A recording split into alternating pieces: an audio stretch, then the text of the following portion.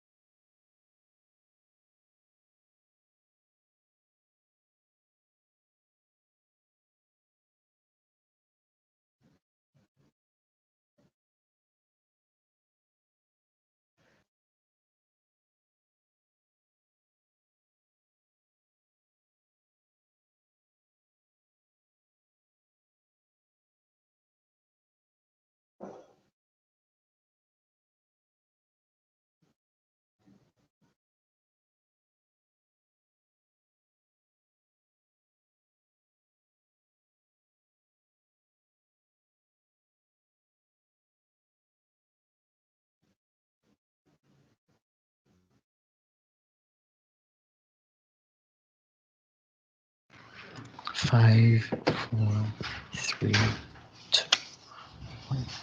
So lively, so proud, inspiring. In short, SLSPI. Welcome to the fourth Senior High School Culminating Activity Research Congress with the theme Kilos, Keeping Intensified Learning in Producing Outstanding SLSPIans.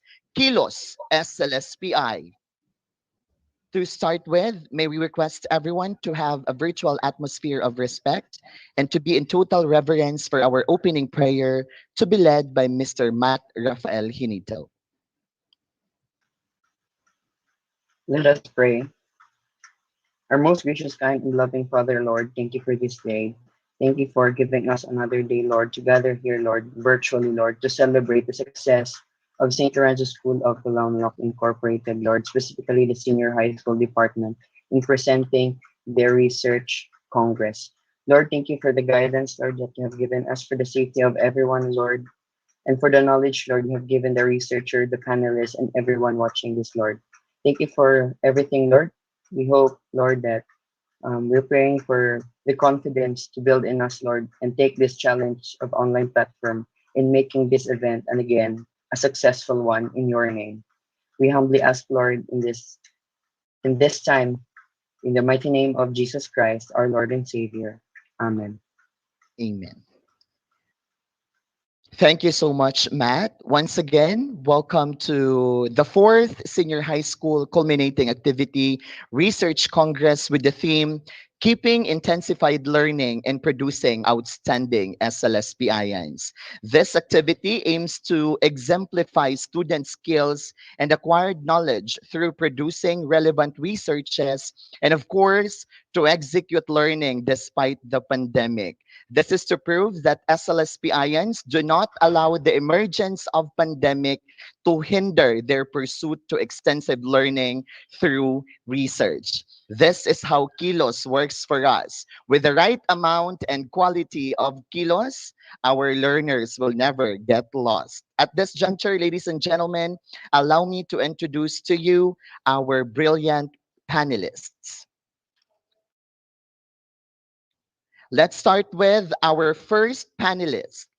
He is a graduate of Bachelor of Science in Marine Biology and a former technical researcher and writer at PhilAsia Energy and Technical Services Incorporated, and is currently the project officer of Mahintana Foundation Incorporated. Ladies and gentlemen, Mr. Louis Roy Siacor. Our second panelist, a graduate of Bachelor of Arts in Psychology in 2013. He finished his master's degree in public administration at Notre Dame of the Llangas University, General Santos City in 2017. Currently, the OIC principal of Scola de San Jose. Help me welcome Mr. Mark Kevin Velasco.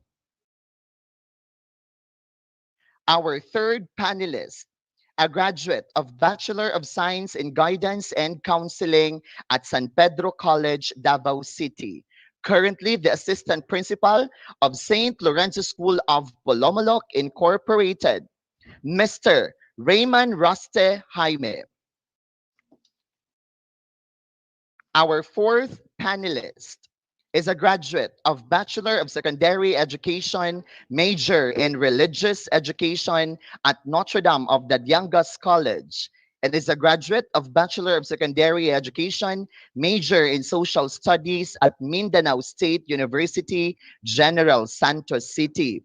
She finished her master's degree in education, major in religious education at Notre Dame of Marbelle University, a classroom teacher for 16 years, a principal for 7 years, principal in charge and district head for 3 years at Polomoloc Central First District, supervising Polomoloc Central Elementary School, Eustacio Barcatan Elementary School, Eugenio Liedo Raniada Elementary School, and 9 private schools. Ladies and gentlemen, Mrs. Geraldine T. Hinalao, our fifth panelist. She is a graduate of Bachelor of Arts major in History as cum laude at Mindanao State University, General Santos City in March 2009. A graduate of Master of Arts in History, major in Mindanao Studies at Mindanao State University Graduate School, Marawi City, Lanao del Norte. And also a graduate of Master of Arts in Anthropology with complete academic requirements at Ateneo de Davao University Graduate School, Davao City. A civil service eligible. Also, she is currently the Special Assistant to Faculty Regent at Mindanao State University General Santos City, an Instructor 3, an undergraduate thesis advisor and panel, an assistant lecturer, a field researcher at Mindanao State University College of Social Sciences and Humanities Department of History, General Santos City. Help me welcome Professor Hani Saloria Badilles. There you have it, ladies and gentlemen, our panelists for this year's Research Oral Defense. At this moment, let us meet our presenters. Our first presenter, Mr. Matt Rafael Hinito, with research title Thermal Insulating Capacity of Cookware Handles Made from Granulated Corn Cobs. Our second presenter, Mr. Sherwin B. Ortigosa, research title Incident Cases of Juvenile Delinquency of Bolomolok MSWDO for the past 2 years. Our third presenter, Ms. K. Vivian Pitines, research title Effectiveness of Guayabano Seed Extract and Eucalyptus Oil as Anti-Lice Cream. Our last presenter, Miss Angela Rose A. Valencia. Research title Flora and Fauna Characterization in Gullies 113AB, 1108 to 109C, and 1078 to 103C as basis for biodiversity conservation. So without much further ado, let us now welcome our first presenter, Mr. Matt Rafael Hinito.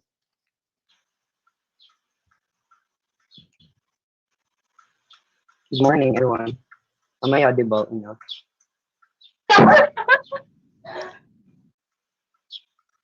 Okay. So I guess I have to proceed. To my fellow researchers, honorable panel, and adjudicators, good morning. I am Matrofel M. Hinito, currently enrolled here at SLSPI under the Science, Technology, Engineering, and Mathematics strand. I am also the researcher of the study, Thermal Insulating Capacity of Cookware Handles Made from Granulated Corn Cobs, which I'll be presenting to you in a moment.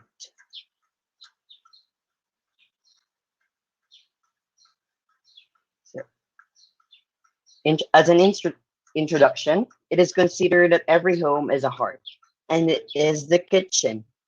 And one of the essentials in the kitchen is its cookware. This is used to make meals every day for our bodies. With the usage of proper cookware, we can make cooking better, and this includes the cookware handles. This is a necessary for everyone who cooks and everyone who prepares meals to enjoy cooking without burning their hands. With that, with my research, I intend to study the thermal insulating capacity of granulated corn cob as cookware handles since corn cobs are considered to be an agricultural waste here in our country, and Philippines is an agricultural country, which we have sums and supply of this kind of waste. So the objective of the study is to maximize the potentials of agricultural waste, specifically the corn cob or the corn, that will help in reducing the non-biodegradable materials found in our kitchen. With the maximization of this waste, we will be able to minimize the non-biodegradable materials and reduce the pollution in our environment. As such, to help me this, the researcher, myself, would like to know the following that will determine the effectiveness of granulated corn cob as cookware handle. I have three or four questions rather. First one is that is granulated corn cob effective as thermal insulating cookware handle? Number two, how durable is granulated corn cob as cookware handle in terms of breaking strength? So when we say breaking strength, this is the ability of a material to withstand pressure. It could be either pulling or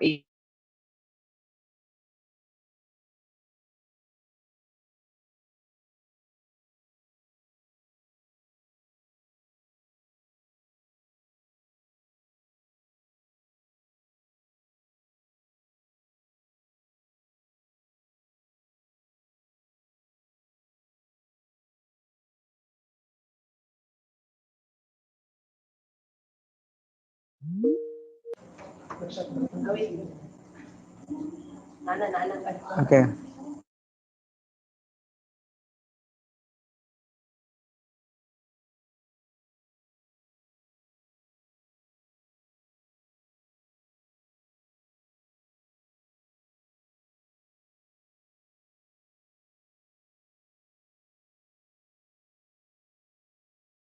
Okay, while waiting, of course, I would like to welcome our panelist, Professor Hani Badillas. Ma'am, welcome to SLSPI and welcome to our Research Congress. Thank you for gracing our activity today.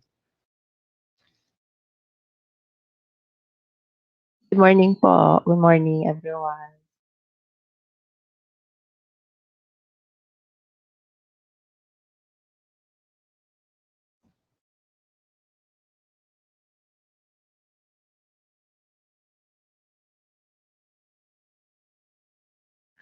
Okay, it seems like our first presenter is having a technical problem. Shall we now proceed to our second presenter, Mr. Sherwin B. Ortigosa, with research title Incident Cases of Juvenile Delinquency of Polomolok MSWDO for the Past 2 Years. Let's give a hand to our second presenter, Mr. Sherwin B. Ortigosa.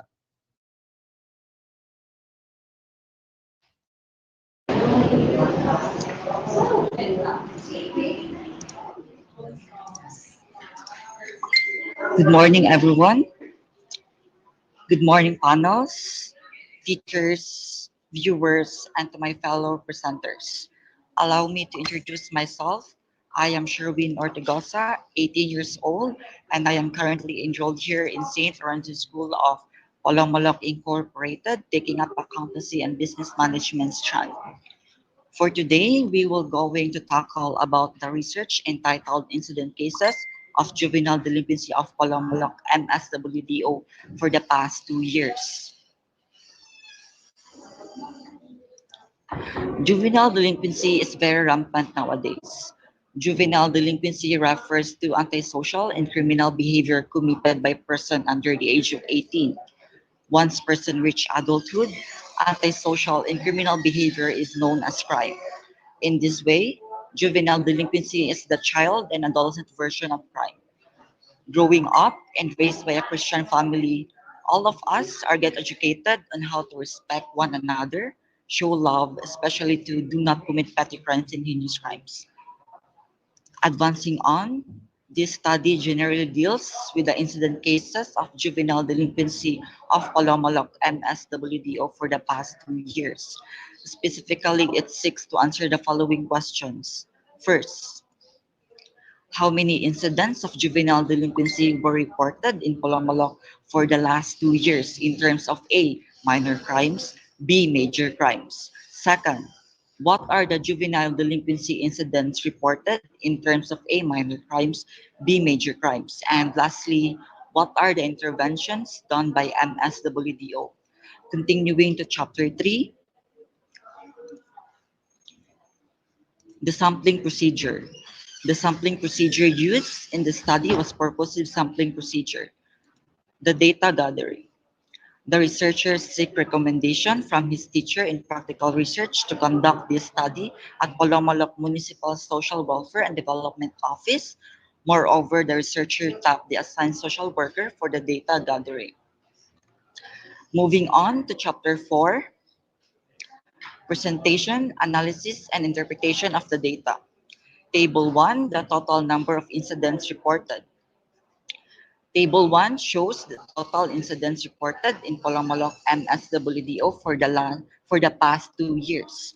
For minor crimes, year 2018 has the most number of incident cases with the number of 86 and followed by year 2017 with the lowest number of incidents reported in 49.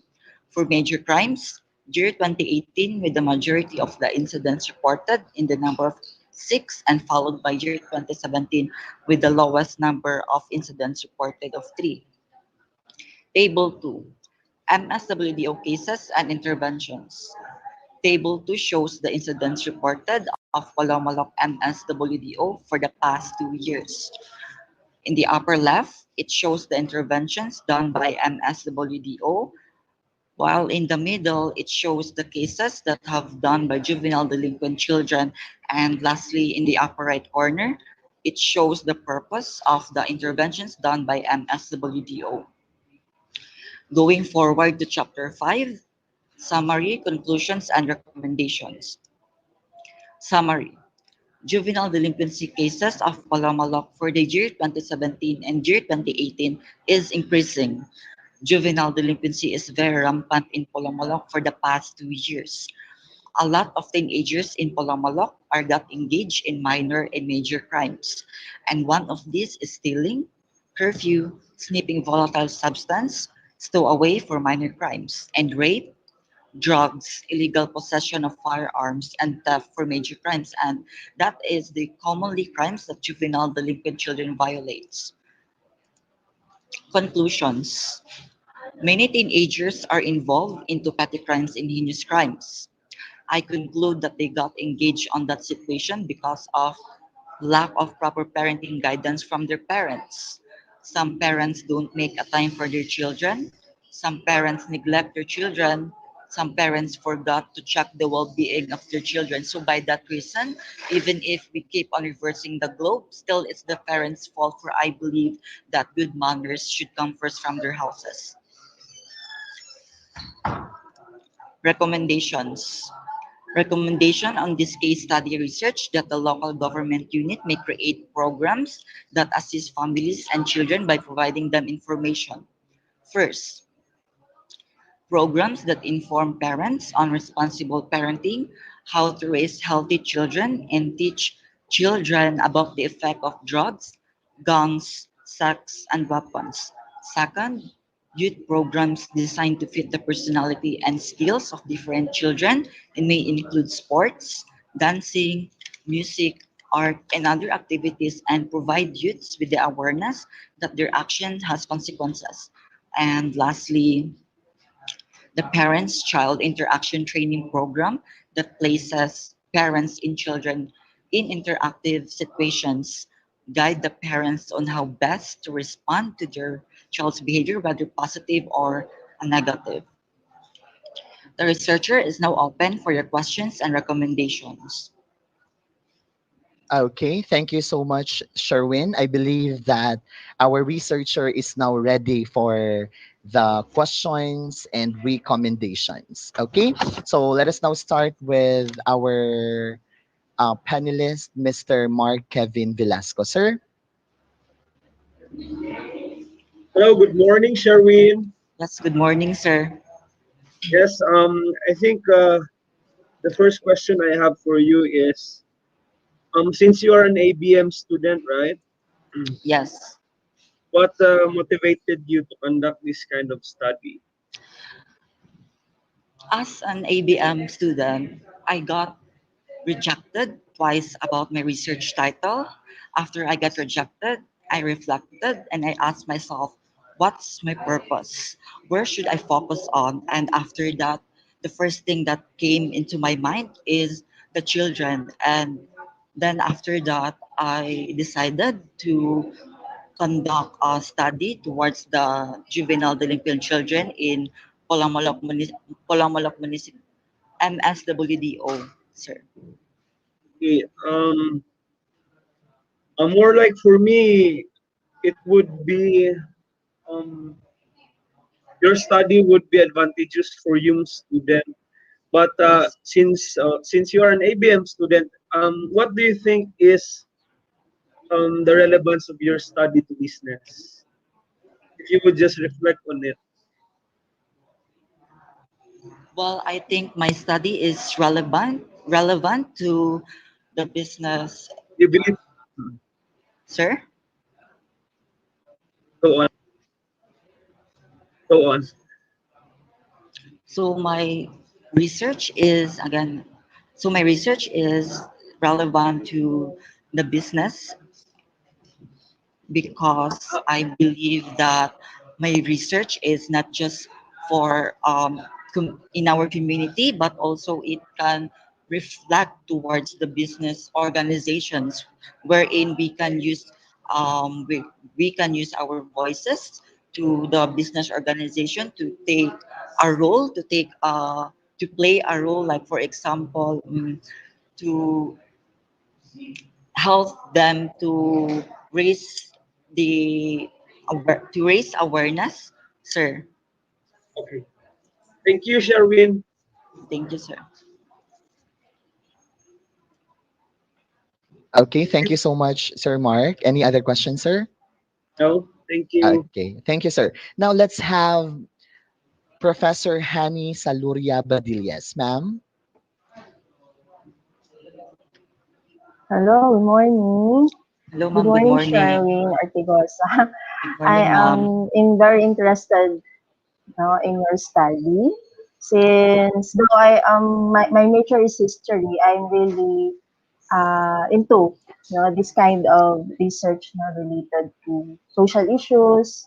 Uh, well, anyway, one of my concerns I want to ask, um, since sir, the previous panel already asked me why what motivated you for this study even though you are in major ABM, no? Um, I cannot see kasi in your paper, what I mean in your presentation, what is this in your, uh, yung ginawa ninyo na website, I think, an empirical data, something to show that the juvenile delinquency is rampant locally. No, but well, I will go through na lang doon po sa in your methodology. I'm very specific in methodology. I want to ask, why is there any problem you encountered? Why you only limited your respondents to MSWDO workers? Yes, ma'am. I did have a minor problem while I am Yeah. conducting my research in Okay. MSWDO, because the assigned social worker is not always available, ma'am, because he's Mhm. always busy in the court, and I'm the only one who is keep adjusting, and it's okay Mm. for me, ma'am, because I'm the one who has need for them. Uh, uh, I would like to ask if you did not even meet a single, what do you call this one, yung nasa Juvenile. in-house, oo, yung may involved talaga sa juvenile delinquency. Yes, I did met them, ma'am, but the assigned social worker didn't allowed me Okay. to really speak to them because they are separated to the office and to their rooms. Okay, okay. So I was thinking that it should be helpful also that you will know more about the juvenile delinquency if you happen to conduct an interview, even one or two, no, uh, individuals who really, involved with this juvenile delinquency. Okay, so I think your advisor will help you naman as you go along with your paper. Anyway, my last question, another po, is what is the significance, no, of your paper? Well, to be honest, the significance of my paper, it served as a lesson and as an eye opener to every parents living in our community, that parents should not neglect their children. Rather, they should do their utmost best to put love, time, effort, and time for their children so that their children won't get redirected to those bad habits like involving those petty crimes and heinous crimes, ma'am. Okay, okay. So, yeah. So, thank you, Mr. Sherwin Thank you, ma'am. Ortigosa. Thank you. Thank you, Ma'am Hani. Now let's have Ma'am Geraldine T. Hinalaw. Ma'am, you may now ask your questions. Hello, good morning, Sherwin. Hello, ma'am. Good morning. I really appreciated your research because we are into the child protection. And as educator, we always put priority to the welfare of our learners and of course even the out of school youth. Why you did not able to segregate halimbawa itong minor crimes, male, female, and then sana you include 2019. Bakit po ba limited itong data? Yes, ma'am, my data is limited because the head of MSWDO told me that it's very it's very crucial if I will go deeper and deeper in my research, and I'd like to explain something that I tried to segregate the cases for minor crimes and major crimes for Yeah. male and female, but sadly this pandemic happened, and sadly I the Pulamulok and SWDO didn't allow me to go to their office, so that's why I did not separate and I did not did that mob. Okay. So anyway, we will try to know who are involved in the minor crimes. Like for example, in school youth, yung children who are in school and out of school, so that we may be able to help also the MSWDO on how to solve the problem. And DepEd kasi is a partner agency in conducting intervention to children at risk with the law. We have laws protecting our children. But however, this time of pandemic, we were not able to conduct different interventions that will help lessen the problem on juvenile delinquency. So, uh, what do you think will be the best program or the best intervention that we can do in order that parents will be involved in solving the problem during this time of pandemic? Oh, thank you for your question, ma'am. I believe that the best intervention or program that we must do is like our local government unit may create programs that programs parents child interaction training programs, like for example both parents and children will interact towards each other in a diplomatic way. Like for example, right now we are in the midst of a pandemic, no more face-to-face classes. We are in a online schooling modular form, and work from home is a norm right now. And because of this pandemic, there's a lot of parents who lost their job, and for us to be able to continue schooling, we really need Wi-Fi connection, internet access, so that we can continue our schooling. And as children, what we must do is to is to is to be more um sorry mom More submissive we, to your yeah parents? yeah and we should be mindful on what's the words that are coming out in our mind towards our parents. And as a parents, we should be mindful too on how to best respond to our children, so that we won't hurt them, their inner being, and also their mental health, mom. Okay. So perhaps you can continue doing these studies. Like for example, in 2019 and 2020 data, and we can make suggestions or we can help you so that you will have a partner, a teacher partner in conducting this study in public school. Kasi nobody attempted to make or to ask the data from the MSWDO. from our teachers. Wala talagang teacher na humingi ng data na ganito.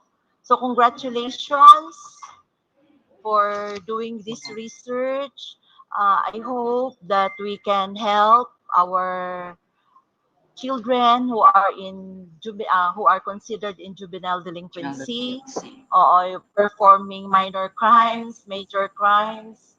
Kasi confidential ito eh, hindi masyado lahat na ibinibigay sa inyo ang data. So we can help. If you want help from our teachers, we can assist you in conducting and gathering more data so that we can help the LGU in protecting our children. Congratulations and good morning. Thank you, Thank you ma'am. so much, Ma'am Geraldine Hinalaw. Now let's have our Assistant Principal, Mr. Raymond Raste Hackney. Sir? Good morning, Sherwin. Good morning, sir. Okay, I just have one question. Give me one learning out of this research, in spite of the two rejections of your research titles, and then, but I think you have a very good research title. So give me one learning, personal learning of your research. One personal learning about my research, sir, is all about not giving up because as what I've said earlier, I got rejected twice. And to be honest, I cried about it because, oh my God, what should I do?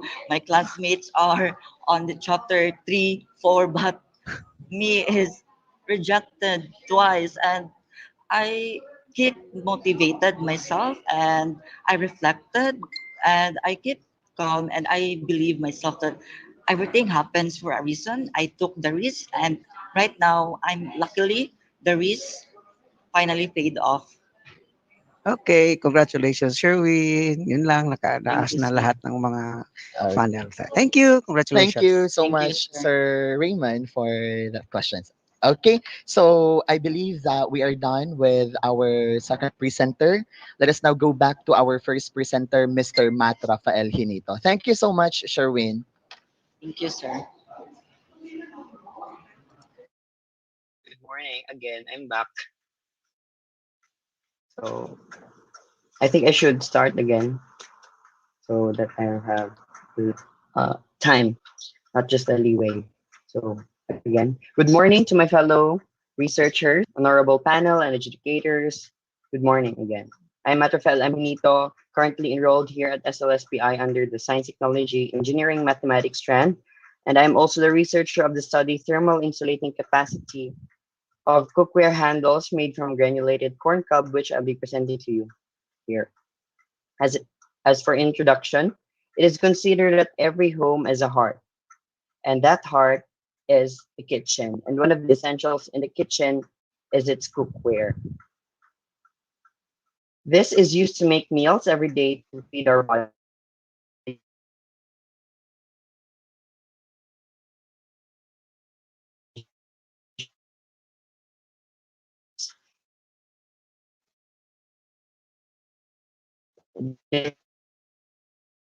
Without the intent to study the thermal insulating capacity of granulated corn cob as cookware handles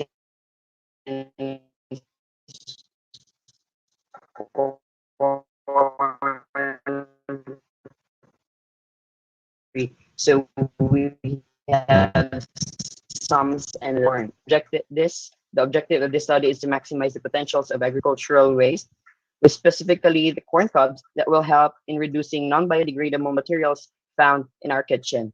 With the maximization of this waste, we will be able to minimize the non-biodegradable materials and reduce the pollution in our environment. As such, the researcher would like to know the following that will determine the effectiveness of granulated corn cob as cookware handles. Number one, is granulated corn cob effective as thermal insulating cookware handle? Number two, how durable is granulated corn cob as cookware handle in terms of letter A, breaking strength? So this is the ability of a material to withstand pressure. It could be either pulling or pushing. Letter B, thickness. This refers to the dimensions of the product, specifically the size of it. Letter C, water resistance. This refers to the quality of staying dry even when it's subjected to water or any fluid. Number three, how consistent will its thermal insulating performance after a number of use periods? So I'll be checking the consistency of the product. Number three, number four, last but not the least, is there any significance or significant difference among treatments in terms of thermal insulating capacity, which I'll be testing through ANOVA. So if I may go on with my research paradigm. With such, three treatments will undergo several tests, namely thermal insulating capacity, water resistance and breaking strength, and thickness. So thermal insulating capacity will be tested through the Likert scale of thermal insulating capacity instrument and will be tested again for 3 consecutive times in 3 days, which is a test for the consistency of the product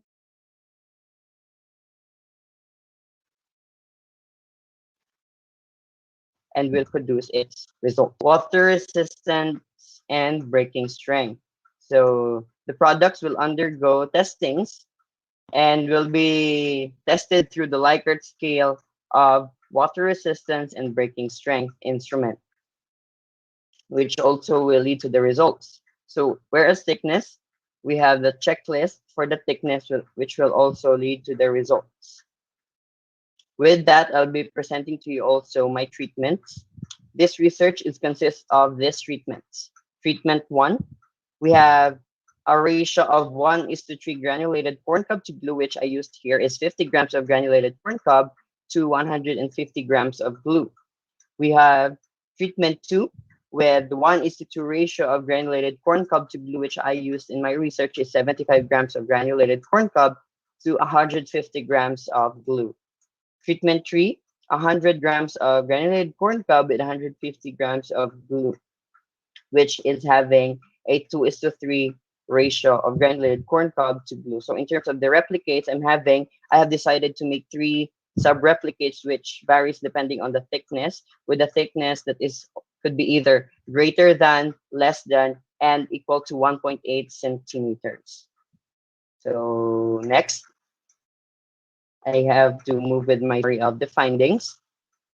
In terms of thermal insulating capacity, treatment 2, replicate 3, marked the highest and marked also as very effective with an average of 3. Number 2, or on the second hand place, the treatment 1 with replicate number 3, treatment 2 replicates 1 and 2, and treatment 2 was marked effective with an average score of 2.33. Last, or not just the last, with treatment 3, replicate number 2 and replicate number 3 also on the third spot with an average score of 2. This is marked as effective. So the best treatment for this and the best replicate for thermal insulating capacity is treatment 2, replicate number 3 for thermal insulating capacity. So this is all according to the Likert scale provided for the thermal insulating capacity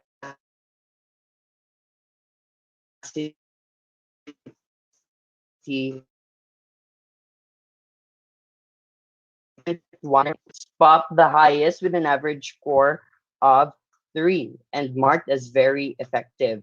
Whereas treatment 1 replicate 1 and treatment 2 replicates 2 and 3 with an average score of 2.67, also marked as very effective and on the second place.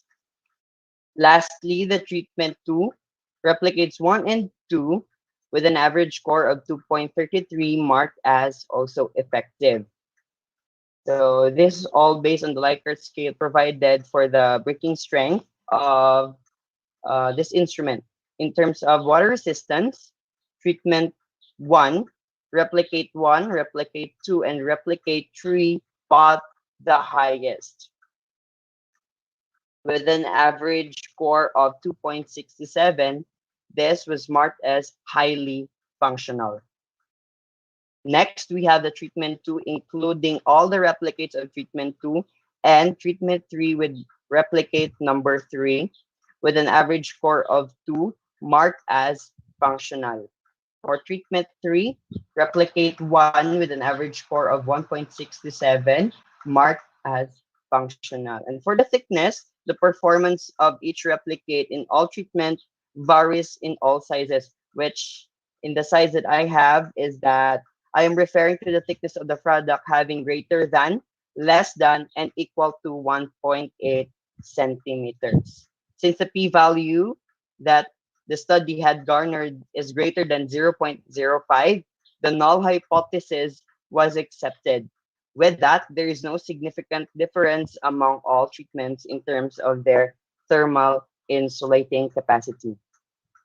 And for my conclusion, it is fair to conclude after obtaining and analyzing all of the findings, which I have discussed earlier, that the product has surpassed the test and other samples in all tests. It is treatment 1.3 or replicate 3 containing 1:3 ratio of granulated corn cob to glue with the thickness that is greater than 1.8 centimeters.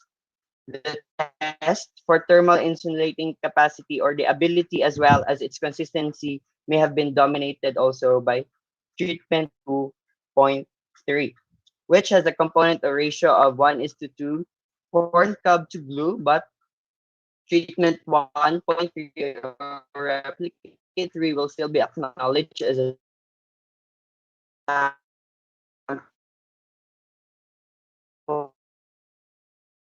goods for treatments in terms of the thermal insulating capacity.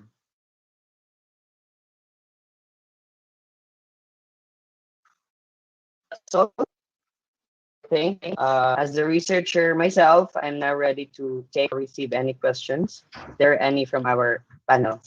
Thank you. Okay.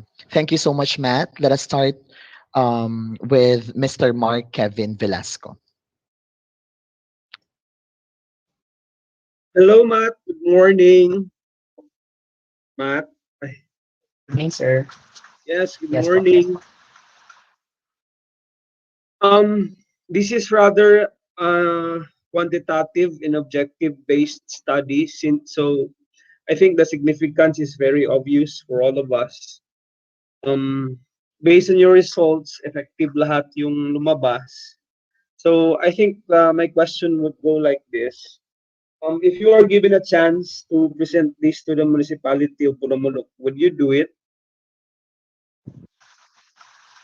Yes, sir. Good morning, everyone. I think it's not just for the municipality of Philippines is a country wherein Oh, we're producing agricultural lands. We're having numbers of agricultural crops such as this, the corns. I think it would be beneficial not just for myself as a researcher, but also beneficial for the localities to be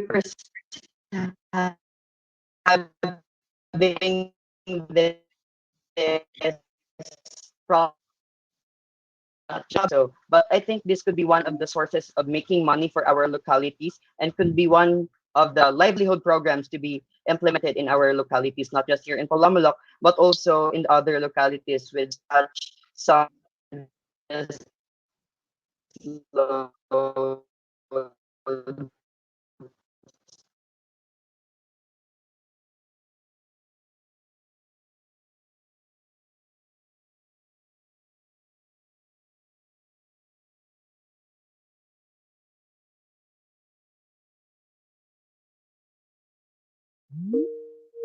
okay. yes, go on.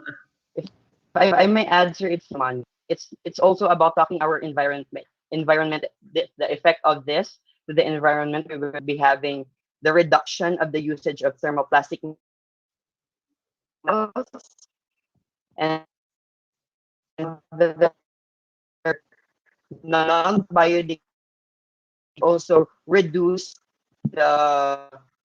That's all. Okay, thank you, Matt. I am very satisfied with your answer. That's good. Thank you, sir. Good morning.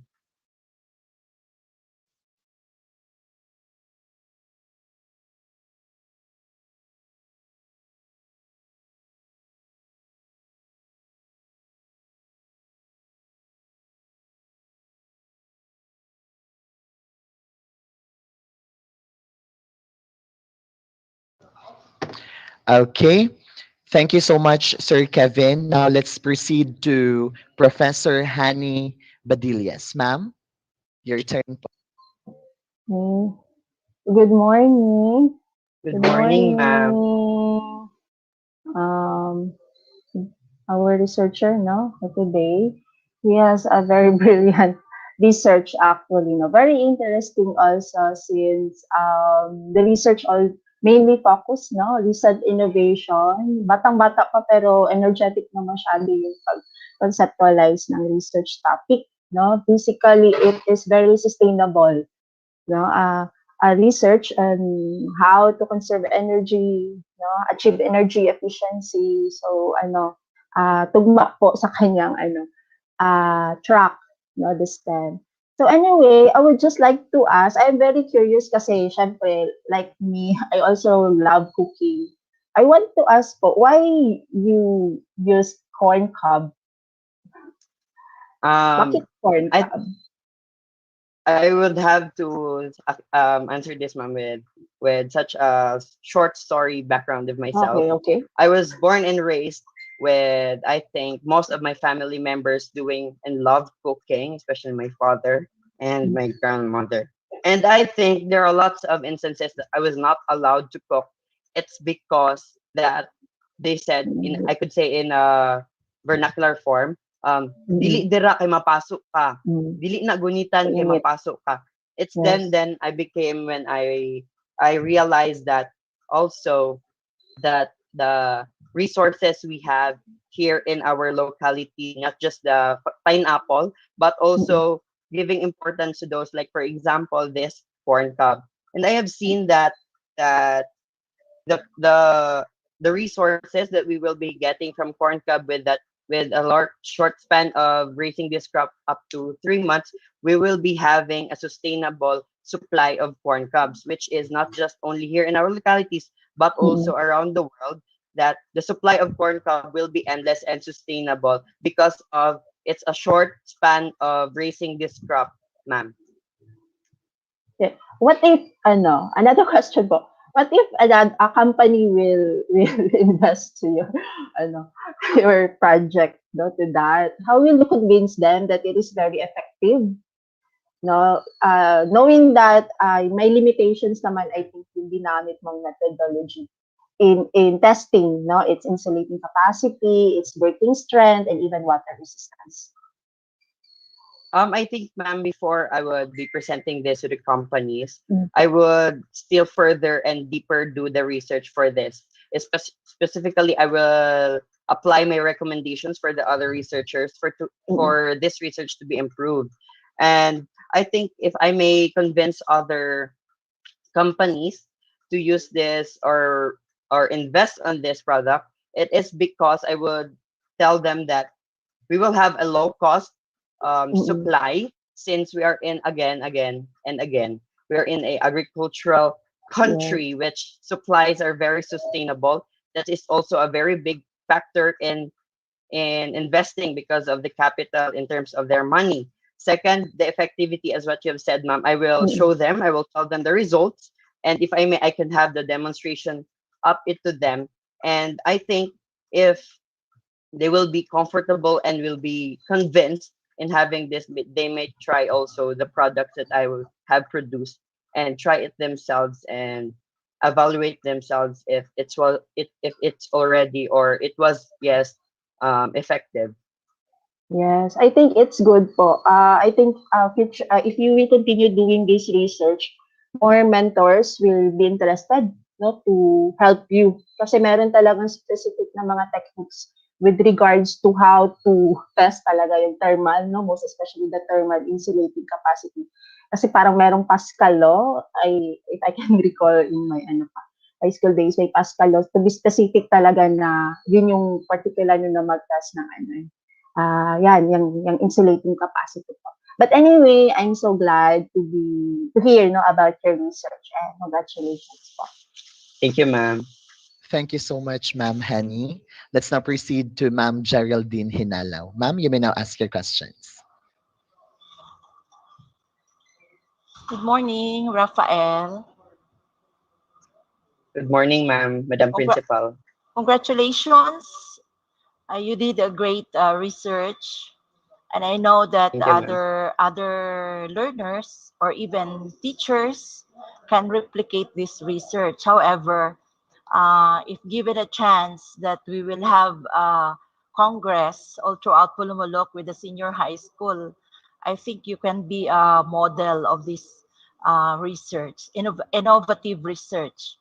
One question: how did you come up with this study? Who inspires you to do this research? Wala na.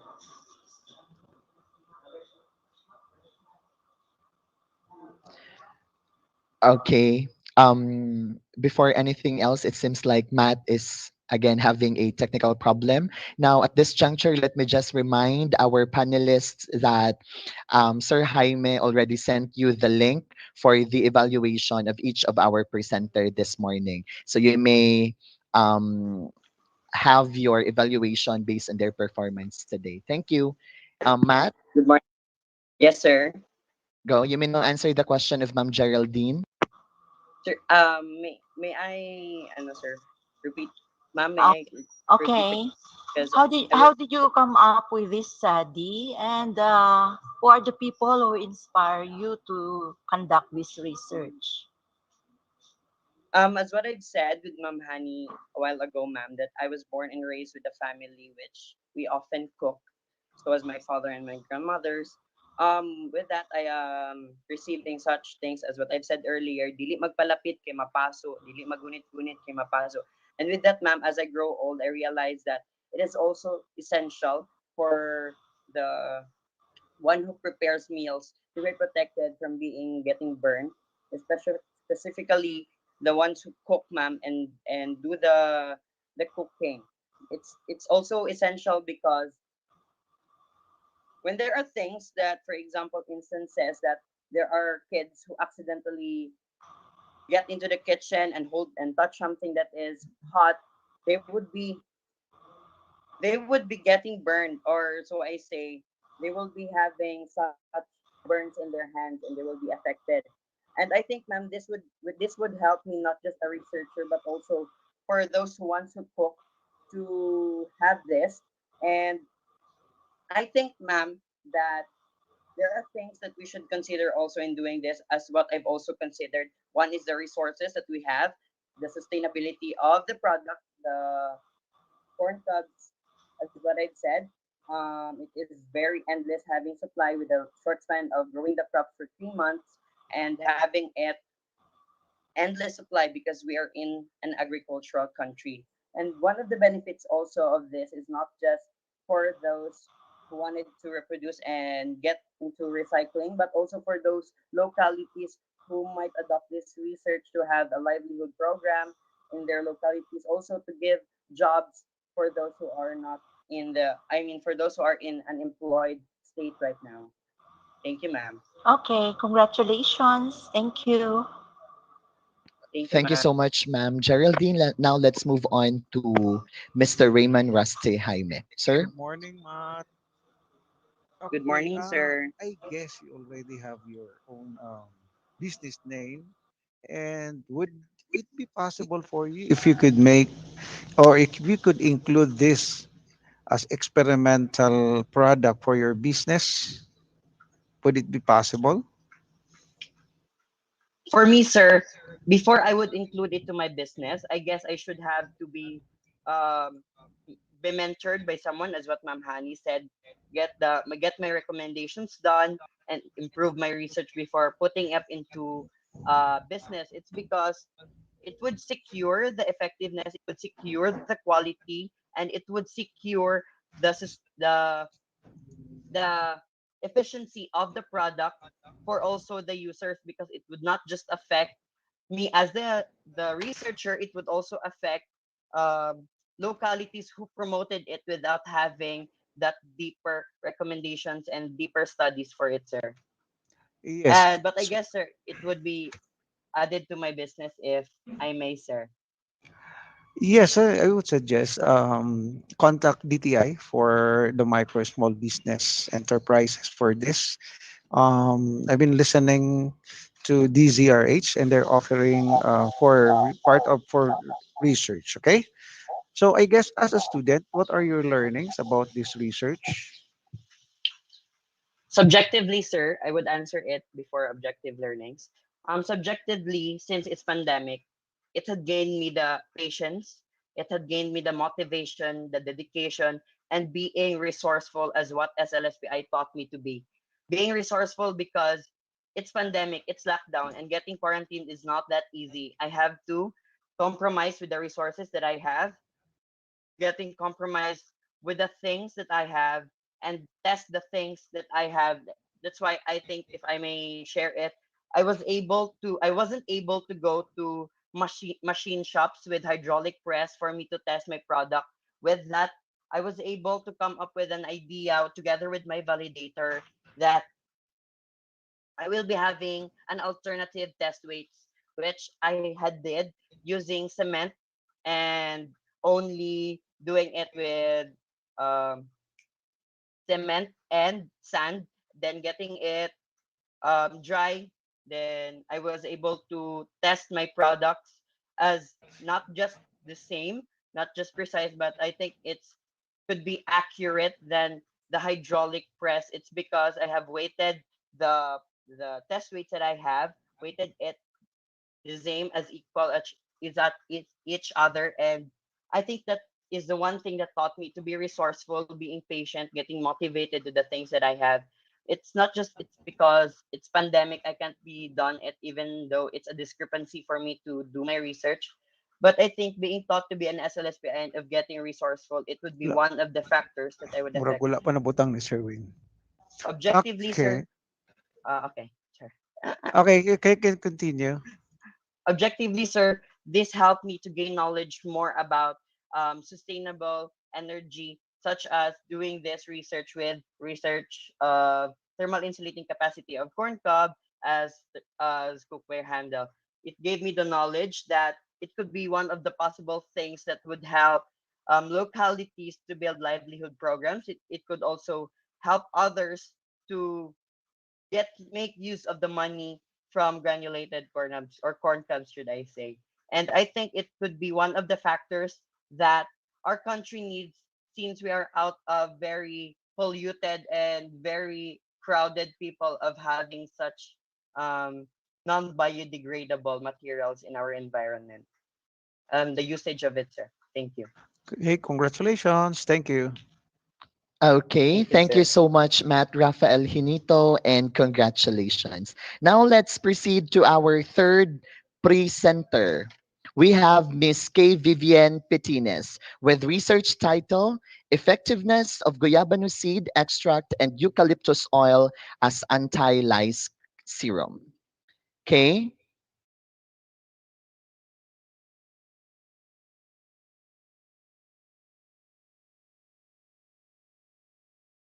hello, Kay. You may now proceed to your Yes, presentation. sir. Please wait a moment, sir. Yes, sir. So, am I audible? Yes, loud and clear. Okay. Okay. Good morning, everyone, especially to our panel. I am K. Vivian Petines, a grade 12 STEM student currently enrolled in St. Lawrence Polytechnic Incorporated, and I am here to present my research entitled The Effectiveness of Guayabana Seed Extract and Eucalyptus Oil as Anti-Lice Serum. So, for an introduction, wait a moment, sir.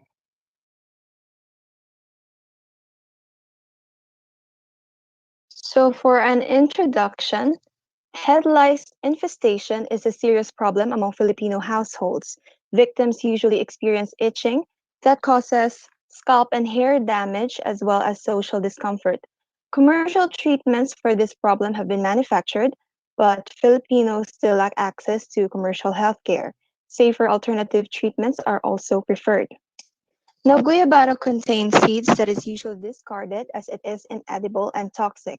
It contains a substance called acetogenin, known for its high insecticidal properties rather. Now, eucalyptus is widely used for its medicinal properties, but it also can be used as an insecticide, specifically its leaves oil extract, which is more effective against insects than any other natural products. Now, in line with these conditions, the researcher plans to use the seeds of the guayabano and eucalyptus leaves for their insecticidal property by making it the main ingredient for a natural anti-lice serum. The study will test its effectiveness along with its safeness and shelf life. In doing so, the researcher can also help in reducing the problem in seed waste and lice infestation. So the purpose of this research is to test the effectiveness of guayabana seed extract and eucalyptus oil for lice treatment. As the extracts will serve as an ingredient for a hair product, its shelf life and side effects will also be considered. Specifically, the researcher aims to answer the following question. Number one, how effective is the guayabana seed extract and eucalyptus oil in killing head lice? Number two, how safe is the product for the skin and scalp? Number three, how long will the anti-serum last? So with that, let's proceed to our chapter 3, which is our methodology. So as you can see here, here is the research paradigm which summarizes my methodology. So first, it started with the preparation of the materials, especially the guayabana seed and eucalyptus oil, and next next is the extraction of the guayabana seed and extract and the eucalyptus oil. And then after that is the mixing or the formulation of the anti-lice serum through dividing it through different treatments with varying percentage of the guayabana seed extract and eucalyptus oil. And with that, we have formulated the guayabana seed extract and eucalyptus oil anti-lice serum ready for the testing. So for the testing, so as what I've said in the statement of the problem, we'll test its effectiveness first through frequency count of mortality of brine shrimps. In this case, brine shrimps were used instead of the lice because since the situation didn't allow me to use the lice, I had to use another substitute, which is the brine shrimp, since brine shrimps are effective biological model for observing the mortality rate of lice, and brine shrimps are also widely used in experiments to test the toxicity of plant extracts. So yes, that is how the effectiveness was tested through frequency count of mortality of brine shrimps presented through a Likert scale. And then next up is the safety, which was um, tested through observation of lack of side effects. In this case, respondents were gathered and they were given the product to apply on their hair, and they were given a checklist, a safety checklist to describe if they experience side effects when applying it. And lastly, for the shelf life, this was tested through observation in an ideal span of 14 days. And then for the effectiveness, ANOVA single factor and chef tests were used to know the significant difference between the treatments as well as the control treatment, which did not have the extract. And then after that, we gathered the results. And for the safety and the shelf life, after the observation, we proceeded directly to the results. So for the results, let's proceed to chapter 4.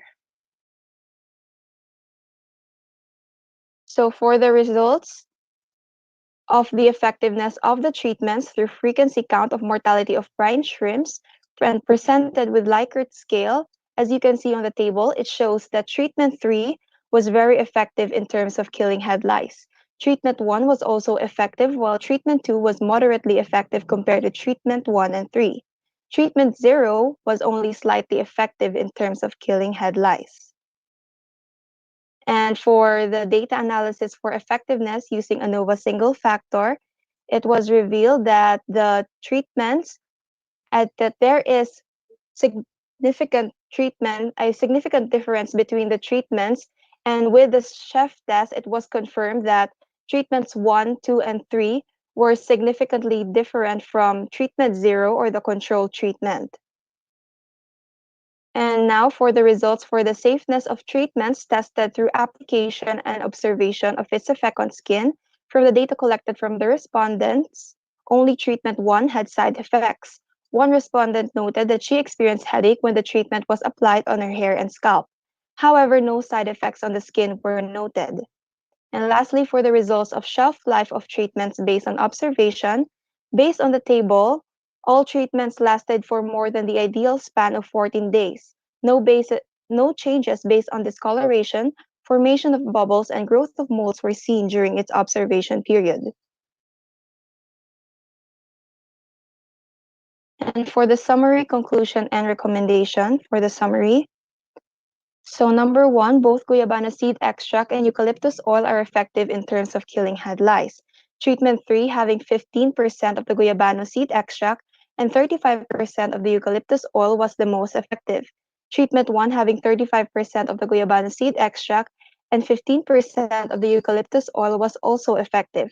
Treatment 2, having 25% of the guayabano seed extract and 25% of the eucalyptus oil was less effective than the two. Treatment 0, which did not have both extracts, was only slightly effective. Number 2, treatment 1 was only the treatment observed to have a side effect. One respondent noted to having gained a headache after the anti-lice serum was applied. The rest of the treatments had no side effects as noted by the respondents. No side effect on the skin and scalp was observed. And lastly, all treatment lasted for more than the ideal span of 14 days as no changes were observed during its observation period. For the conclusion, based on the results gathered, treatment 3 was the most effective among all treatments in killing head lice. No side effects on skin and scalp were observed, but there is another possible side effect not concerning the skin that was observed, as treatment 1 was noted by one respondent to have caused her headache. The product lasts longer than its ideal span, and by the use of ANOVA and Chef test, it was revealed that treatments 1, 2, and 3 were significantly different from treatment 0 or the control treatment, thus concluding that guayabana seed extract and eucalyptus oil for an anti-lice serum is effective in terms of killing head lice. For the recommendations, number 1, use actual head lice for the testing instead of a substitute to produce more accurate results. Number 2, look for a better oil extraction process for both ingredients, especially the seeds, to yield more accurate results. Number 3, when doing the extraction process on leaves, consider leaving them on a solvent for a longer period of time to extract more oils, and then research further on the possible side effects of the extracts on person. Also consider researching on the base ingredients of the product if they can also cause side effects. And lastly, if possible, conduct methodology and testing in a laboratory. And so with that, that concludes the research, and now the researcher is open for questions and inquiries. Thank you, Kay. Let's start with Professor Hani Badillas. Ma'am? Hello.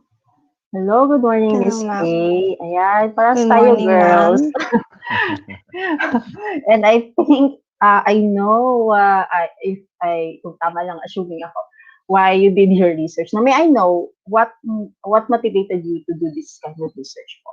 Why serum, no? Anti-lice serum.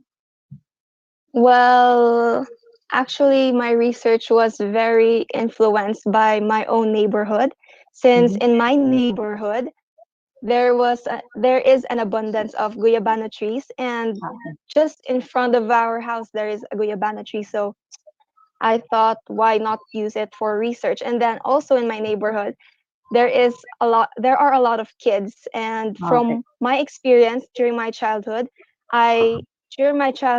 I also experienced having head lice infestation, and I assumed that they also experience the same thing, so why not make an anti-lice serum out of it. Okay. No, interesting yun nga. So, I like it, no? Very brilliant din po yung idea. Using, no, yung available No, yung makita lang everyday natin in our surroundings and then come up no with this kind of yun nga, experiment. So ano talaga sila very innovative. So anyway, I'm very curious, how did you convince po, no, with regards to the method kasi, how did you convince your respondents yung saan mo itas no, yung treatment mo, knowing na parang meron tayong ethical considerations, if they will agree or not. May consent ba at first? Or Yes, parang, yes, ma'am. ano na lang, in a way na direct na, go na. Yes, ma'am. Actually, I tapped a lot of different respondents, and some of them actually said no, they don't want it. But Oo. then for the respondents that actually agreed to it, I really explained the that the product was really researched upon and that it won't really give a harmful side effect to them. So that's why they agreed to it. Okay. So, mag-suggest po sana ako, but I think you already mentioned it in recommendation. When we do the testing kasi, Yes. we can, ano naman, kuha na lang ng kuto, no? And then, put Yes, in a ma'am. petri dish, tapos doon na, ano. But I think you did that para doon sa testing ng, ano, kanyang lifespan. But to test doon pa lang sa skull, parang ako din matatakot ako. Without, ano ba, Yes, ma'am. ano ba, no, yung parang testing talaga na in ako. So anyway, I'm glad that I'm also witness na this kind of study, and I think it's also a good research, and ano siya, feasible, feasible ba siya Yes, to ma'am. market? I think so. So, ano lang, promote pa rin for business. So, thank you, and congratulations po, Miss Kay. Thank you, ma'am. Thank you, Ma'am Honey. Now let's move on to Ma'am Geraldine Hinalaw. Ma'am?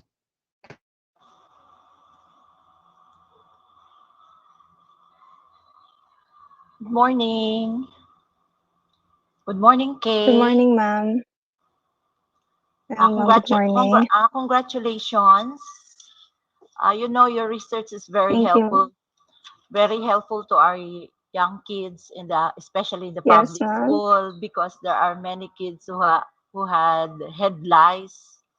Marami Yes, ma'am. talaga may mga kutos na mga bata sa school. So if if you can make a further study, and I know that the materials are accessible naman, no? They are very accessible in the community, yung guayabano seeds, Yes, ma'am. eucalyptus oil, you can buy that in the pharmacy. So if possible, you can make further study, like for example, yung recommendation that you can conduct methodology and testing in a laboratory. Pwedeng gawin mo yan, and then you can make a business out of it. This is an Yes, ma'am. innovation. Yeah, kasi Yes. yung treatment for the head lice are very expensive in the pharmacy. Like for example, yung mga panggamot sa head lice, mahal yung shampoo. So you can make innovation and you can conduct further study to make this accessible, and we can buy in the market in the future, right? Yes, ma'am. Okay. So congratulations for the innovative research. And Thank you. you see me later if you can come up with your bottled shampoo or serum. And we can recommend this to our kids in the public school. Oh, kasi we were not able to provide our kids with the serum or shampoo in the public school. So perhaps if you can make this very good study, and you can undergo the testing in the laboratory, I'm sure we can use this. So Yes, ma'am. congratulations, Miss Kay. Thank you, ma'am. Thank you so much, Ma'am Geraldine. Now let's have Mr. Mark Kevin Velasco. Sir, you may now ask your questions. Hello, Miss Kay. Good morning. Good morning, sir. Yes. First of all, congratulations. Another innovative research. Thank you, sir. Ang gagaling talaga ng mga taga-Sanlo ba? First question was asked by, my first question was asked by Ma'am Henny. Thank you, Ma'am Henny. I think this is just a recommendation. Maybe next time we should go into the ethical principles in research. We should ask for the consent first of the respondents, especially yung may isang bata na may side effect yung yung sumakit yung ulo niya. Oo. So I think Yes, sir. we should be careful next time, especially doing the experimentation to humans. So may ethical standards kasi tayo nag-follow. Then for my second question, what are the limitations you encountered while you conduct your study, and how did you overcome those limitations? Sir, can you repeat the question, sir? Again, I did not hear it. what are the limitations you encountered while conducting the study, and how did you overcome those limitations? Uh, Actually, sir, my study really had a lot of adjustment. First of all, I did not plan to use brine shrimps for the experimentation. I actually wanted to use the lice itself, but then due to the pandemic and I cannot gather, or should I say get some lice, I had to settle for the brine shrimps. Fortunately, I was um, a chemist that I consulted um, suggested to me to use that instead to make it easier, and that was how that was how I, yes, sir, that was how I solved the Oh, limitation, sir. I see. Yeah, I think pandemic really brought a lot of limitations to your studies, but you did pretty well overcoming those limitations. So again, congratulations, Ms. K. Thank you. Thank you, sir. Thank you, Sir Mark. Now, let's now move on to Mr. Raymond Ross. Say hi, Sir. Hello, Miss Kay. Good morning. Good morning, sir. Okay, what are your learnings? Or just give me one learning of this research. Well, aside from the knowledge and the information that I gained in this research, what I also learned was there really are a lot of potential in in any matter, especially plants. And yes, there are really a lot of potential. So it's best to utilize these potentials, and really you can there is wait, what's the word? Really there a you won't run out of ideas when it comes to Ideas. research. Well, congratulations kay kasi lahat ng mga tanong nasa isip ko tinanong na sa nauna sa akin. Sige lang, okay lang 'yan. Okay, congratulations kay. Thank you, sir. Okay. Thank you so much, Kay Vivian Thank Pitines, you. and Thank you, sir. congratulations. Thank you, Mhm. sir. Let us now move on to our last presenter for our research congress, Miss Angela Rose A. Valencia, with research title Flora and Fauna Characterization in Gullies 113AB, 1110A to 109C, and 107A to 103C as basis for biodiversity conservation. Miss Angela, you may now proceed to your presentation. Okay. Good morning, everyone, especially to the panelists. I am Angela Rose A. Valencia. I am 18 years old, and I am a grade 12 student from St. Lorenzo School of Palamalok Incorporated. And today I will present to you the research study of the biodiversity team, which is entitled Flora and Fauna Characterization in Gullies 113AB, 110A, 109C, and 107A and 103C as basis for biodiversity conservation. Let's move on to Chapter 1.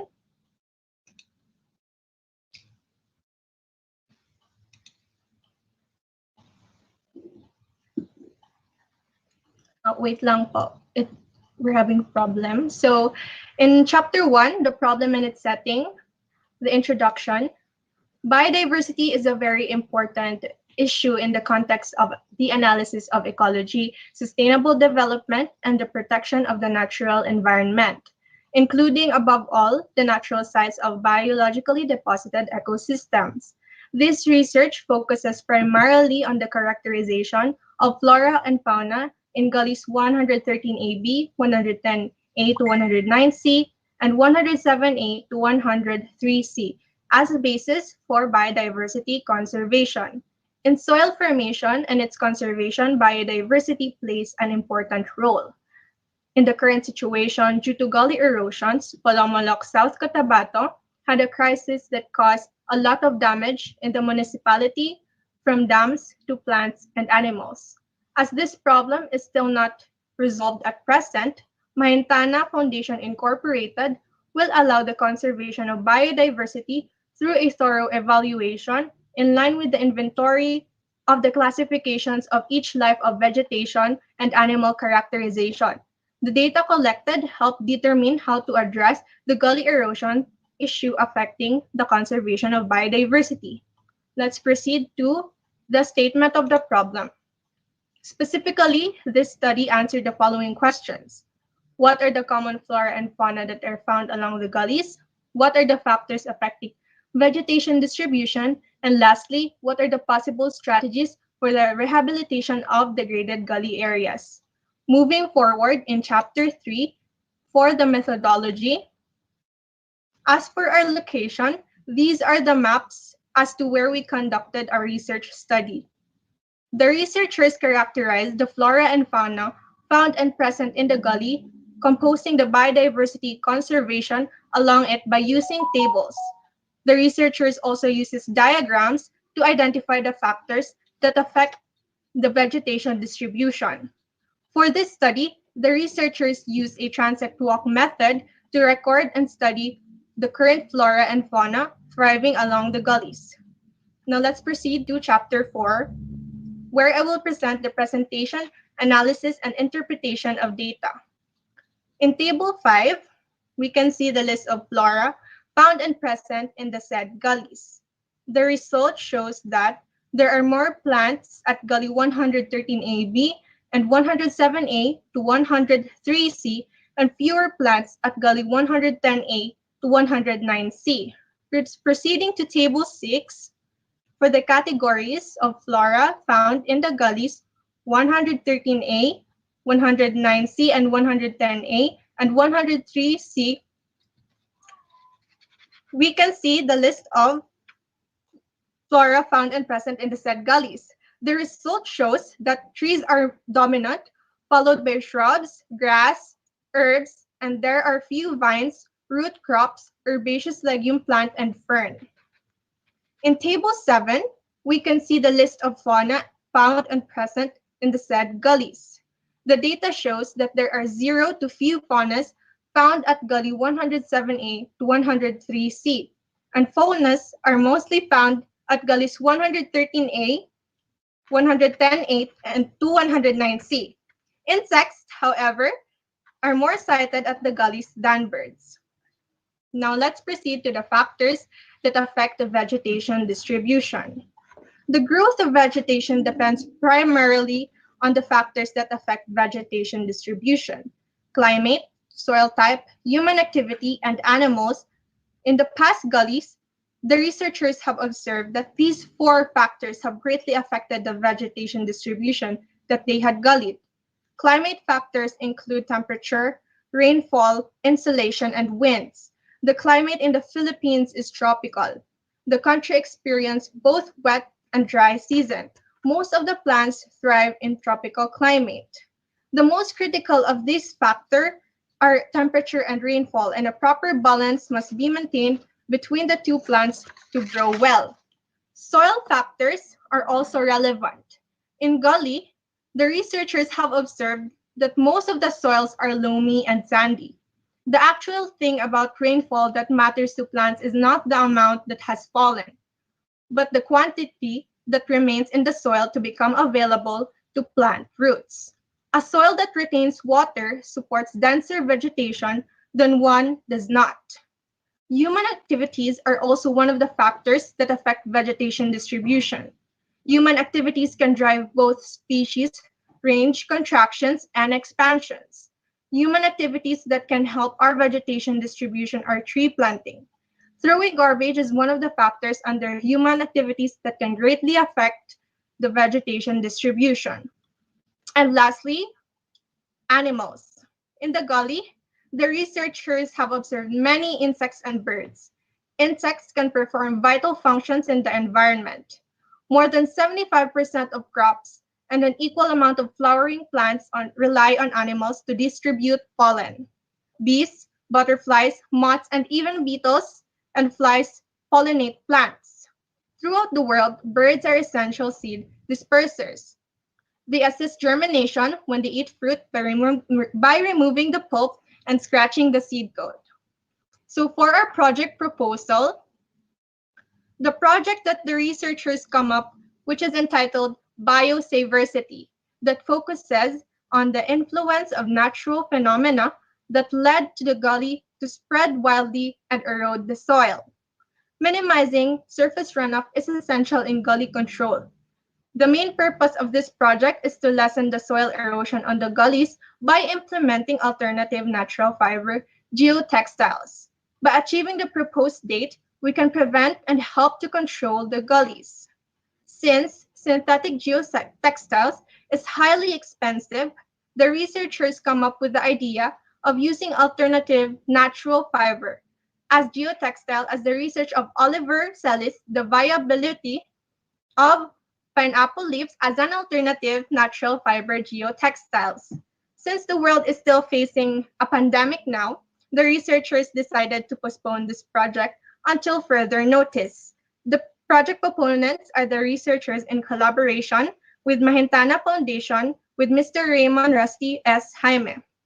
Now moving on to chapter 5 for the summary, conclusion, and recommendation.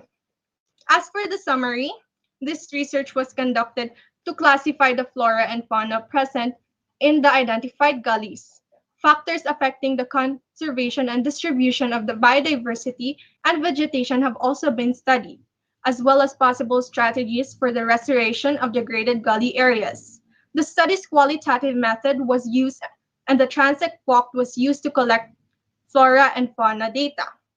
Tables and checklists are used as a data collection tool and as a diagram for factors that can influence the distribution of vegetation in flora. During the year 2019 and 2020, the research was conducted. So in conclusion, based on the data collected, this study demonstrates that the biodiversity found along the specified gullies 113A, 109C, 110A, and 103C at Polomolok, South Cotabato is composed of existing flora and fauna. We collected the data by transit walk method with the Mahintana Foundation Incorporated. The gully consists of 7 birds, 9 insects, 14 shrubs, 4 herbs, 23 trees, 2 vines, 2 root crops, and 1 herbaceous legume plant, 1 fern, and 1 grass. The total number of floras we have found in the gully is 52, while there are 17 types of faunas found. This study determined the factors affecting vegetation distribution that includes climate, animals, human activities, and soil type for biodiversity conservation. As for the recommendation, the researchers recommended using an alternative geotextile that is made of pineapple fiber around the area of the gullies to prevent soil erosion. The researchers also recommend having monthly visitation in the gullies to observe any differences. The researchers recommend assigning some people to guard the gullies to avoid the people who are throwing their garbage in the gullies. The researcher also recommends increasing water usage by planting deep-rooted perennial plants, trees, or an appropriate mixture of both, thus maintaining healthy, vigorous levels of vegetation. And lastly, the researchers would like to request the LGU to declare the gully as a protected area to protect the flora and fauna. And that concludes our research about flora and fauna characterization in the identified gullies as a basis for biodiversity conservation. The researcher is now ready for question and is open for suggestions. Thank you very much for listening. Thank you, Angela Rose. I guess let's start with Ma'am Geraldine Tihinalaw. Ma'am? Hello, good morning, Angela. Good morning, Ma'am Geraldine. Um, Based on your studies, you chose Barangay Kinilis, right? Doon masyado nakafocus yung ano ninyo. No, ma'am, we didn't choose it. It was given to us by the Mahintana Foundation Incorporated po. O bakit doon? Bakit yun ang lokal of your study? Yeah. Because each schools, ma'am, not just our school, Yeah. it is the Mahintana Foundation has given each schools a designated area to do the research and to conduct the research. That's all, ma'am. Okay. So in your questions, number 3, what are the possible strategies for the rehabilitation of degraded gully areas? So, ano kaya yung mga strategies that we can rehabilitate the degraded gully areas? As for the ma'am, for our project proposal, which is the biodiversity, we proposed a project of using pineapple fibers as geotextiles po, ma'am, and also it is written also in our recommendations that we would like to request the LGU to declare the gully as a protected area to protect the birds. And we also recommend assigning some people to guard the gullies to avoid the people who are throwing their garbage in the gullies as it affects the vegetation distribution in the gully, ma'am. Okay. So, and the rehabilitation of degraded areas, diba, the Mahintana is giving us trees to plant. So, perhaps you can include that in your studies, the perennial trees that were planted. Kasi when I was a principal in a school sa Perfecto Salada, we have a reciprocating action on the building that they had donated to us, and that is the planting of trees. So in the local, in Pulumulok. However, I observed that the trees that we had planted 5 years ago or 4 years ago, I can see them because there was no monitoring of the growth of the trees that were planted.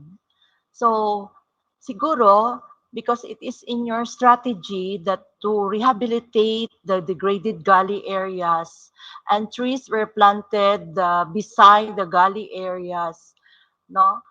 Perhaps we can include that in your future studies on how to protect and how to monitor the trees that were planted by schools, especially those schools who were given chairs and buildings by Mahintana Foundation and Dole Philippines. Congratulations.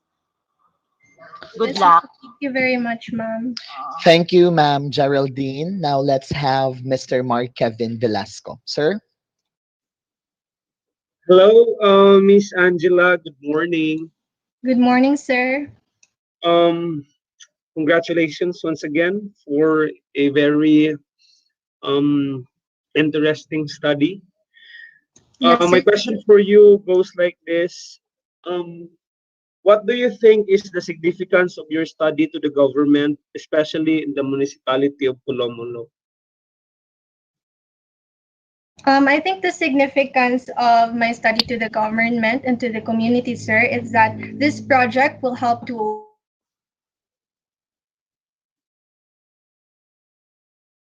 Um, Excuse me, Miss Angela, you are being muted. Oh, I'm sorry, sir. Okay, as what I'm saying, this project, the significance of this project for the community and for the government is that this project will help to understand and discipline the people in taking care of its biodiversity. It is to lessen the practice of people throwing out their waste in gully that can cause soil erosion, flooding, and other natural phenomena. And it is also beneficial for the government. It is because that this study is can help them widen their knowledge about the existence of different faunas and floras that are present in the gullies, sir. Okay. Follow-up question. Do you think it's important for people to be aware of this? And Yes, sir. how would you do so if ever?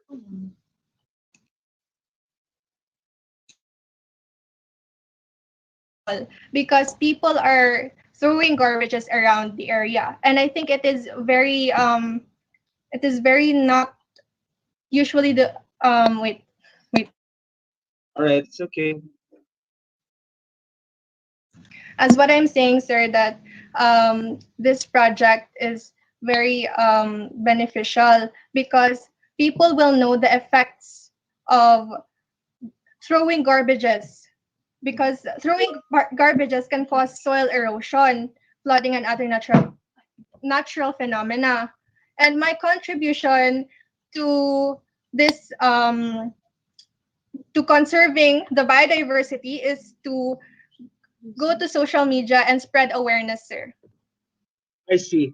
So is it possible that we could propose an educational program of sort that Yes, sir. would Yes, sir. It is very much possible partnering with Mahintana Foundation Incorporated, sir. that's good. Sige. Thank you once again. Congratulations, Miss Angela. Yes, sir. Thank you very much. Thank you, Sir Kevin. Now let's have Ma'am Hani Badillas. Hello, good morning once again, Miss Angela.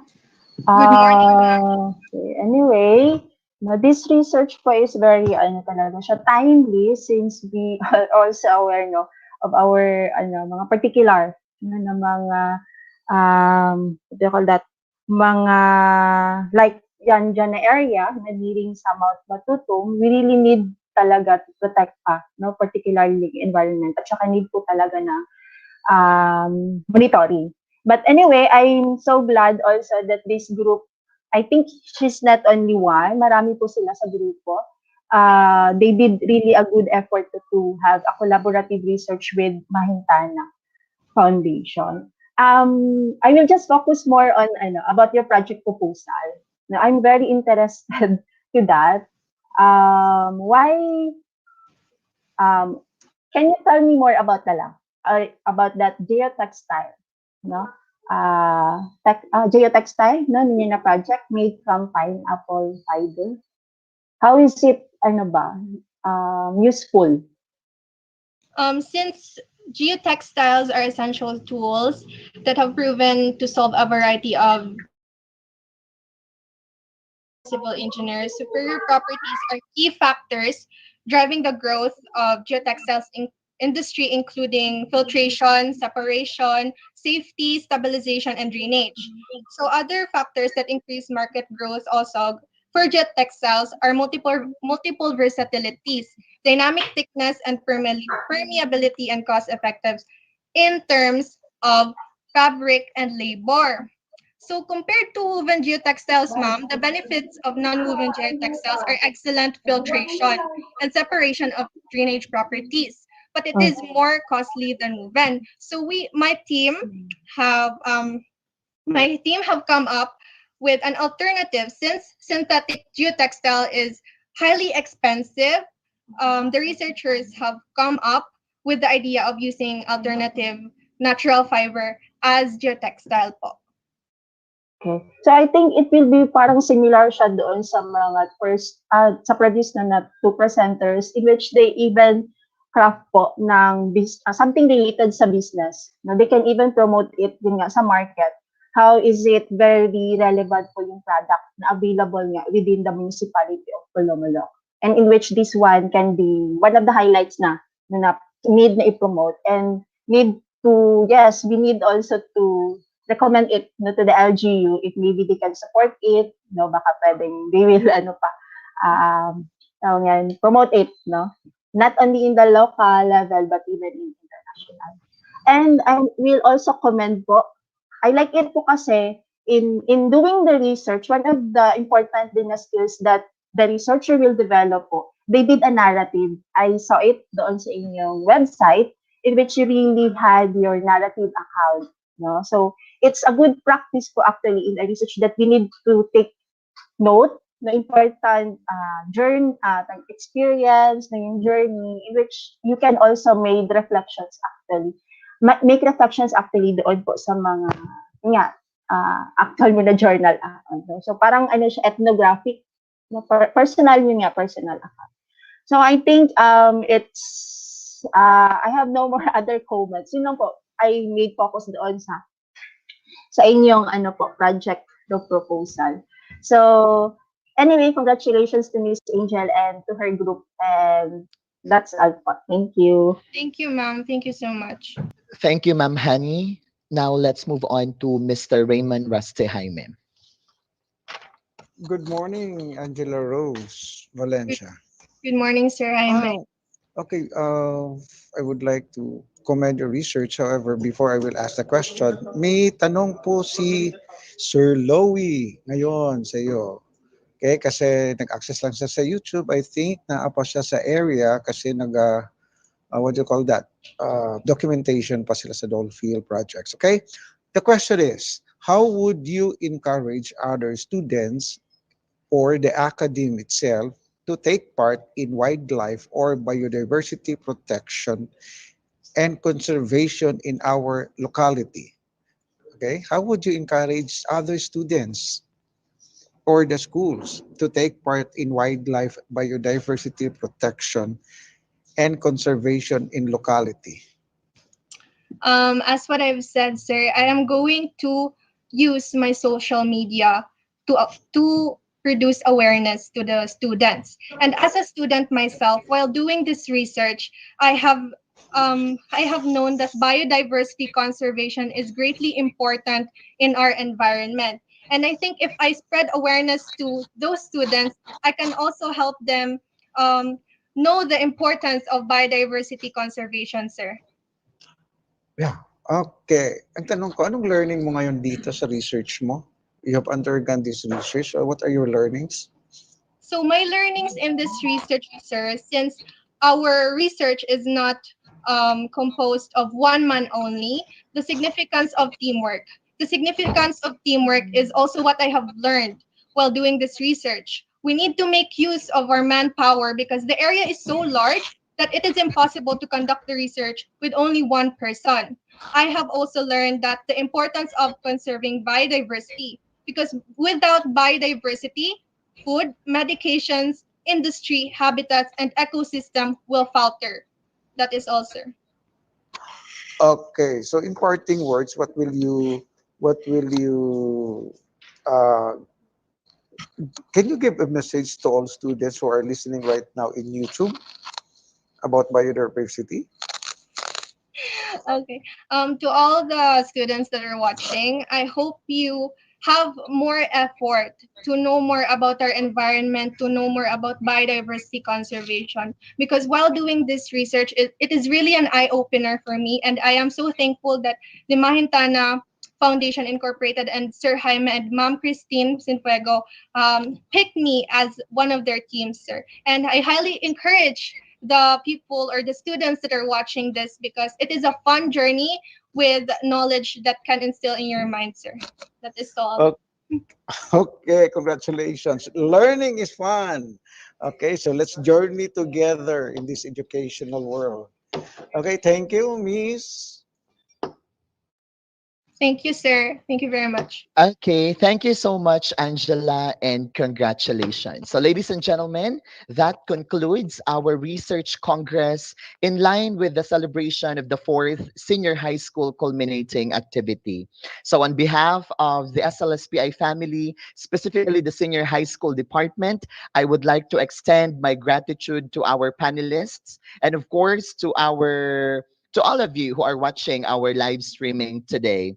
I would also like to acknowledge our presenters and our research advisors, Mr. Raymond Raste Jaime and Mrs. Christine Sinfuego.